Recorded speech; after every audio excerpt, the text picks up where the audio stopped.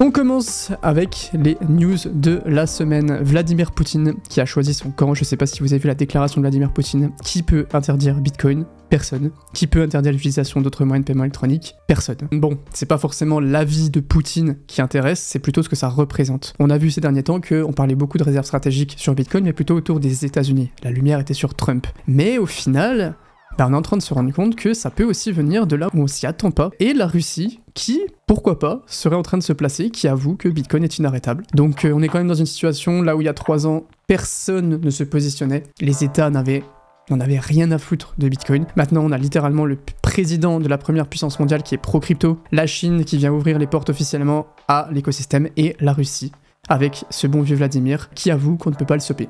Donc, énorme changement de paradigme politique, où Bitcoin est en train littéralement de devenir un outil politique. C'est exceptionnel. Et on parle de Poutine, mais c'est l'image du pays évidemment, mais regardez ça, c'est pas le seul qui a observé ça dans le monde. Ici vous avez un message d'un député de la Douma qui a envoyé un appel au ministre des Finances russe. Donc en gros la Douma c'est l'Assemblée fédérale de Russie, ok? Elle a un rôle qui est très important dans le processus législatif. Et vous voyez le message: je vous demande, cher Anton Germanovitch, d'évaluer la faisabilité de la création d'une réserve stratégique de Bitcoin en Russie, par analogie avec les réserves d'État en monnaie traditionnelle, dollars, or, euros, etc. Donc les gars, on n'est plus dans un milieu de spéculation, là on est sur quelque chose qui est en train de devenir réel. Et ça fait un peu bizarre, honnêtement, de voir que, finalement, ouais, on a cette guerre froide du Bitcoin qui est un peu en train d'être lancée, où pour l'instant personne se positionne, mais on a des rumeurs à droite à gauche, réserve stratégique. Je sais pas si vous avez vu le président du Salvador qui avait montré l'évolution du portefeuille Bitcoin du Salvador, parce que le Salvador était vraiment le pays pionnier de ça, et ça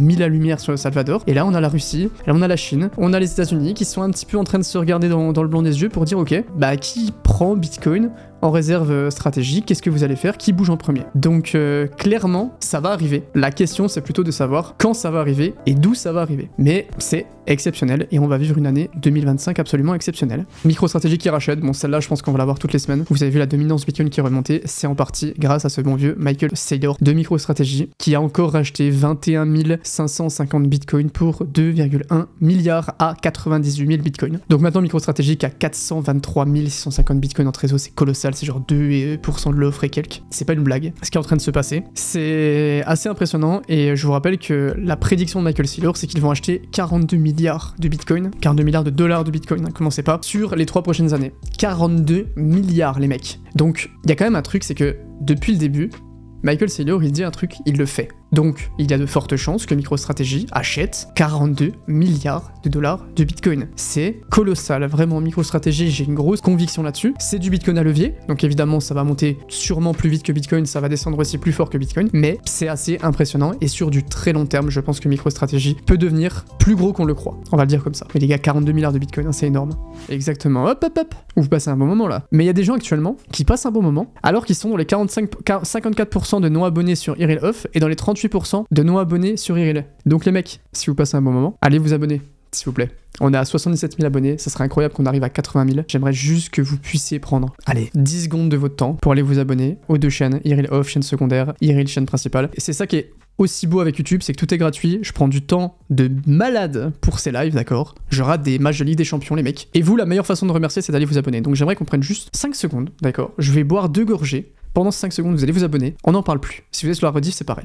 On fait un petit point sur mes thèses d'investissement avec Sui, qui, globalement, poursuit son ascension, qui a dépassé certaines grosses blockchains comme Avalanche il y a pas longtemps en termes de TVL. Et on voit que les blockchains MOV, les blockchains de nouvelle génération, les Sui, Aptos, Sei, ce narratif qui est en train de se confirmer, avec surtout Sui et Aptos, Sei qui est un peu à la ramasse pour l'instant, mais même Aptos qui dépasse Sui en nombre de nouveaux utilisateurs, même si Sui génère beaucoup plus de revenus pour l'entièreté. Donc pour l'instant, on voit que ce sont des blockchains qui vont avoir, je pense, un momentum, qui en ont déjà un. Et même si en termes de tokenomics, en termes de vesting, etc., c'est pas des méthodes qui me plaisent énormément, on voit que pour l'instant, Sui reste largement sur son trône. Les potes, je vous interromps 30 secondes juste pour vous dire que ceux qui ne sont pas encore sur Coinbase, vous avez 15 USDC offerts à la création de votre compte avec le lien qui est dans la description. C'est très simple, vous prenez le lien, vous le collez, vous arrivez sur une page qui est s'inscrire, vous créez un compte. Une fois que vous avez créé votre compte, vous avez juste à acheter n'importe quelle crypto-monnaie, stablecoin compris, sans minimum d'achat. Donc vous pouvez acheter 1 centime d'USDT. Dans les à peu près 48 heures, vous avez vos 15 USDC qui vous sont crédités directement sur votre compte Coinbase. Coinbase, c'est littéralement la plateforme la plus sûre avec le plus de fonds qui sont gérés. Ils sont arrivés en France il n'y a pas très longtemps. Et ce qui est très intéressant, c'est qu'ils prennent nos crypto-monnaies et qu'ils les mettent directement sur un cold wallet de leur façon. Donc c'est un peu le meilleur compromis entre avoir la sécurité d'un cold wallet type Ledger et avoir la possibilité, le champ d'action d'une plateforme centralisée. Vous prenez les 15 USDC, vous les mettez sur votre shitcoin préféré, ça fait x100, vous avez 1500. BNF. Non, je rigole. Ceci n'est pas un conseil en investissement. L'Alcon Season Index qui était en feu, l'Alcon Season Index, pour ceux qui connaissent pas, c'est un indice de 1 à 100, où plus on est près de 1, plus on est sur la saison de Bitcoin, donc en gros, il n'y a que Bitcoin qui surperforme l'entièreté du marché des altcoins, et plus on est proche de 100, ça veut dire qu'une grande partie des altcoins surperforment Bitcoin, d'accord? Je pense qu'on est quand même beaucoup à avoir des altcoins dans notre portefeuille, donc ce qu'on a envie, c'est un Alcon Season Index qui tend vers 100, évidemment, parce qu'on est beaucoup à être exposé vers des altcoins. Donc on voit qu'il a explosé de, regardez cette mèche absolument aberrante, de 30 à 90 en un mois. Donc c'est très proche du pic de spéculation que vous voyez qu'on a eu en mars là, en mars 2021, premier top de Bitcoin. On est bien redescendu depuis à cause de ce qu'on a vu, mais on est à 76, donc tout se passe quand même très bien. Et vous voyez qu'on a quand même passé très longtemps, là on est sur la période de mars, mais là toute cette période là, c'était un peu la traversée du désert de la mort entre mars et septembre-octobre. Donc ça fait quand même du bien de voir qu'il se passe quelque chose, de voir que nos portefeuilles prennent un petit peu plus de valeur. Je pense qu'on respire un peu. Mais si on creuse un petit peu, on voit que la majorité du mouvement qu'a fait pump cet indice, ça a été drivé par quoi? Ça a été drivé par les bons vieux Dinocoin. Les Dinocoin, les anciennes crypto-monnaies du dernier cycle, ou même du cycle d'avant, qui ont explosé il y a pas longtemps, les Cardano, HBAR, etc. C'est littéralement ça qui a drivé pour l'instant Render, Tao, NIR, tous ces projets qui sont censés être un peu les altcoins du moment. C'est pas ça qui a drivé l'indice de l'Alcoin Season. Donc si on va sur tout ça, on regarde qu'est-ce qui a fait exploser cet indice, bah voilà, je sais pas si vous allez bien voir, mais HBAR qui a fait 550%, XLM 430%, XRP, Algo, ADA, VET, Atom, DOT, les bons vieux Dinocoin qui sont là avec quelques meme coins. Donc bon, et là on est sur une tendance contre le dollar, mais pensez toujours à regarder contre Bitcoin. Et là on le voit avec cette charte. Les altcoins, les dinosaures, d'accord, à chaque fois que vous voyez un dinosaure, donc là vous voyez les Casper, Tezos, Polkadot, etc. qui ont surperformé Bitcoin au mois de novembre. Donc ceux qui ont pris le trade début novembre se sont mis hyper bien, bravo à vous. Oui mais Iril, t'avais dit qu'il y avait le coup d'opportunité, que les dinocoins n'allaient pas monter, t'es un con, je me désabonne. Oui, désabonne-toi, mais il y a un truc que les gens oublient quand même, c'est que oui, vous avez fait une très belle performance au mois de novembre et c'est excellent pour vous, je suis vraiment je suis très content, mais ça... c'est si et seulement si la position, vous l'avez pris quand? Vous l'aviez pris là, dans cette zone-là, là. Donc en gros, fin octobre. Parce que si on regarde la même charte, donc ça c'est Bitcoin, c'est les Dinocoin contre Bitcoin sur cette période des 2-3 derniers mois, donc vous voyez qu'ils ont surperformé Bitcoin, mais par contre, si on regarde depuis le début 2023, on voit que finalement, c'est pas la même chose. Là, on est sur quelque chose d'assez différent quand même. Les seuls qui ont surperformé Bitcoin, c'est HBAR tout juste, XRP qui survit, vous les voyez là, c'est des chartes un peu difficiles à comprendre, mais regardez surtout là, enfin difficiles à comprendre, pas très visuel, vous n'êtes pas des abrutis non plus. Mais pour les autres, les ADA, VET, Algo, DOT, Tezos, Atom, Casper, etc. On est encore très loin, je vous rappelle que c'est par rapport à Bitcoin. Donc en fait, c'est ça qu'il faut comprendre, c'est que oui, sur cette période-là, ça a performé, et si vous avez gardé vos cryptos, tant mieux, vous avez bénéficié de cette phase haussière. Mais par contre, si par exemple vous avez gardé vos Algo depuis le bottom, d'accord? Même après le x3 de novembre, Algo, c'était 72% de coût d'opportunité d'avoir du Algo par rapport à du Bitcoin. Les ADA, c'était pareil.